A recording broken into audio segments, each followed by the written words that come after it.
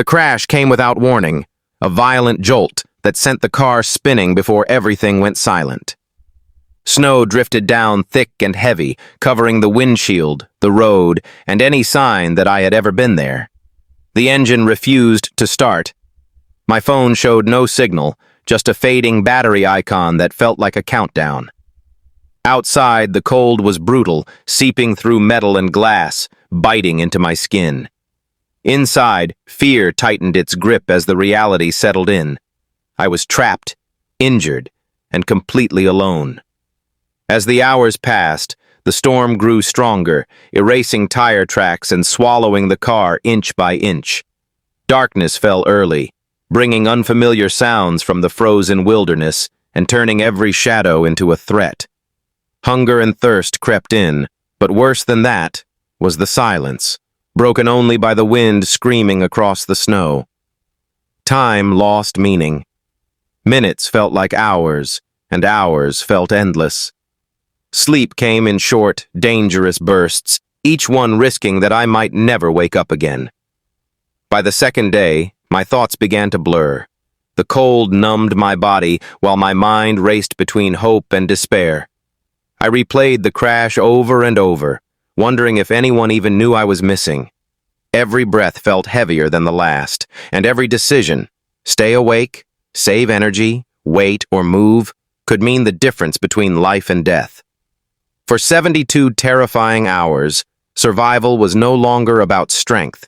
It was about refusing to give up when everything around me said it was already over. The journey began like any other, with no hint of the nightmare waiting ahead. The road was quiet, wrapped in white on both sides, and the snowfall seemed harmless at first. Visibility was low but manageable, and there was a false sense of control that often comes before disaster. Then, in a single moment, the tires lost their grip on the ice hidden beneath the snow. The steering wheel became useless as the car slid sideways, spinning violently before slamming into a snowbank off the road. The impact was brutal, knocking the air from my lungs and leaving my head ringing in stunned silence. When the car finally stopped, everything felt unreal. Snow poured in through cracks in the doors, and the windshield was a web of fractures. Pain shot through my leg and shoulder as I tried to move, realizing I had been injured in the crash. My hands were shaking as I reached for my phone, only to see there was no signal. Panic surged, but instinct forced me to slow my breathing and assess the damage. The engine wouldn't start, coughing once before dying completely. The heater was useless, and the fuel gauge was dangerously low. Stepping outside was not an option. The snow was deep, the storm relentless, and the road completely invisible. Any footprints would be erased within minutes. Back inside the car, fear settled in heavily as the temperature dropped. The silence after the crash felt oppressive, broken only by the howling wind. Thoughts raced through my mind. How far was the nearest town? Had anyone seen me leave? Would help come before nightfall? As daylight faded, reality hit harder. This was no longer just an accident. It was the beginning of a fight for survival. Every decision now mattered. Stay calm, conserve energy, and wait. With no rescue in sight and the storm showing no mercy, the terrifying truth became clear. I was completely alone, and the worst was yet to come. By the time the first night settled in, the world outside the car no longer felt real.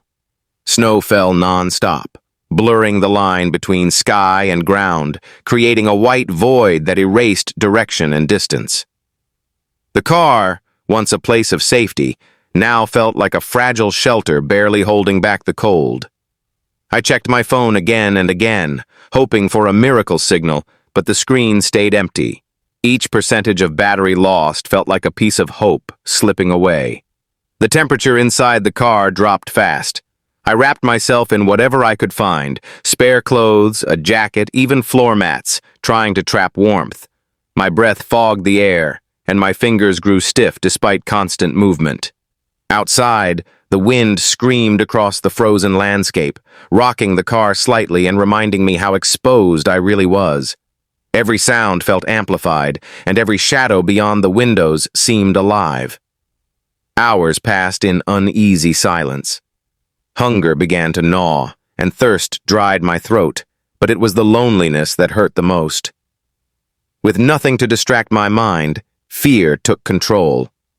I imagined worst-case scenarios, being buried completely, freezing before morning, or slipping into sleep and never waking up. The darkness made time stretch endlessly, turning minutes into something unbearable. By the second day, exhaustion took its toll. My thoughts slowed, and simple decisions became difficult. I talked out loud just to hear a human voice, even if it was my own. At times, I thought I heard footsteps or distant engines, only to realize it was the wind playing tricks on my mind. Hope rose and crashed repeatedly, leaving me emotionally drained. The snowstorm showed no sign of stopping, and the world remained silent. Alone in that frozen isolation, the truth became painfully clear. Survival wasn't just about staying warm, it was about staying sane. With rescue nowhere in sight, I had to face the terrifying possibility that no one was coming, and that this frozen wilderness might be my final prison. By the third day, survival was no longer an idea. It was a routine forced into existence by desperation. The initial panic had burned itself out, replaced by a cold, mechanical focus on staying alive. Every movement was calculated to conserve energy. I counted the remaining food, small and barely enough, and rationed it carefully, knowing that hunger was easier to endure than the freezing cold. Snow became my only source of water, melted slowly by body heat and shared breath inside the car. The car itself turned into a survival tool. I blocked gaps near the doors with clothing to keep the wind out and used seat covers and bags as insulation. Starting the engine was no longer an option, so heat had to come from movement, small, controlled motions to keep blood flowing without wasting strength. Sleep was dangerous, yet unavoidable. I forced myself to wake frequently, terrified that one long sleep would be my last. Pain became constant. The injuries from the crash, once dull, now throbbed sharply as the cold tightened its grip. My hands felt clumsy and numb, and even simple tasks took immense effort. Time blurred into an endless cycle of darkness, weak daylight, and waiting. I marked hours by changes in the light, no longer trusting my thoughts to track time accurately. Mentally, the battle was even harder. Doubt crept in quietly, whispering that help might never come. I imagined people moving on with their lives while I slowly disappeared beneath the snow. At moments I felt strangely calm, almost detached, as if my mind was preparing for the worst. Then fear would return suddenly, sharp and overwhelming, pushing me to fight harder. Survival became a series of small victories, staying awake through another freezing night, finding the strength to move stiff limbs, holding on to the idea that someone, somewhere, might still be looking. With every breath, I reminded myself that as long as I was conscious, the fight wasn't over. In that frozen isolation, hope was fragile, but it was the only thing keeping me alive. The fourth phase of the ordeal was the most dangerous.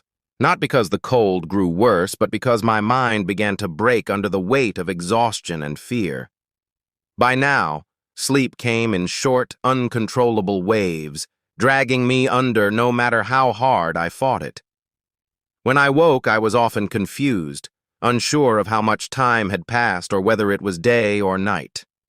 The world outside the car remained unchanged, endless white, silent and unforgiving. Hallucinations crept in slowly. At first it was sounds, voices carried on the wind, the faint hum of an engine, footsteps crunching on snow.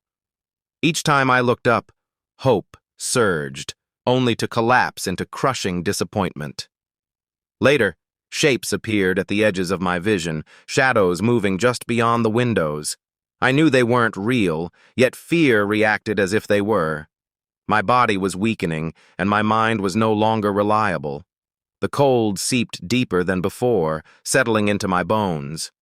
My fingers were stiff, barely responding, and pain faded into a dull numbness that was almost comforting. That frightened me more than the pain ever had. I knew this was how people stopped fighting, when the cold felt peaceful and surrender seemed easy. Thoughts of giving up slipped in, quiet and convincing, telling me it would be easier to just close my eyes. Memories flooded my mind, faces of loved ones, unfinished conversations, moments I had taken for granted. Regret mixed with longing, strengthening the emotional storm inside me. I whispered promises to myself, bargaining for one more chance, one more morning. Each breath felt heavy, and every movement drained what little strength I had left. This was the point where survival depended on will alone. With my body failing and my mind unraveling, the choice was brutally simple: fight through the darkness or let it consume me. In that frozen silence, I made the hardest decision of all: to stay awake, stay alive, and refuse to disappear without a fight. The sound came when I least expected it, a faint, distant noise that didn't belong to the wind. At first I thought it was another trick of my exhausted mind, another hallucination meant to tease me with false hope.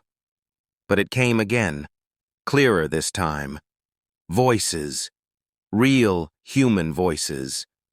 I forced myself to move, tapping weakly against the window and shouting until my throat burned. Moments later, shapes appeared through the blowing snow, bright jackets cutting through the white like a miracle. Rescue felt unreal. Hands pulled the door open, and cold air rushed in as rescuers spoke urgently, their words blurring together. I remember the shock on their faces when they realized I was still alive after so long. Warm blankets wrapped around me, and I was lifted out of the car, my legs barely able to support me. The world spun as I was carried toward safety, the snow finally losing its grip on me. In the ambulance, warmth returned painfully, stinging my frozen skin and making my body shake uncontrollably. The reality of survival began to sink in, followed quickly by overwhelming exhaustion. Doctors later explained how close I had come, how just a few more hours could have meant a very different ending. Frostbite, dehydration, and shock were all battling inside me. But I was alive. Recovery didn't end at the hospital. The physical injuries healed slowly, but the mental scars lasted longer. Loud winds, heavy snowfall, and sudden silence still trigger memories of those endless hours trapped in the car. Sleep came with nightmares, replaying the darkness and the cold over and over again. Survival had left its mark, yet with time, gratitude replaced fear. Those 72 hours taught me the true meaning of resilience and the fragile strength of the human will. Life felt sharper, more precious than before. Every breath, every warm moment, every ordinary drive became a reminder of how close I came to losing everything, and how powerful the decision to never give up can truly be.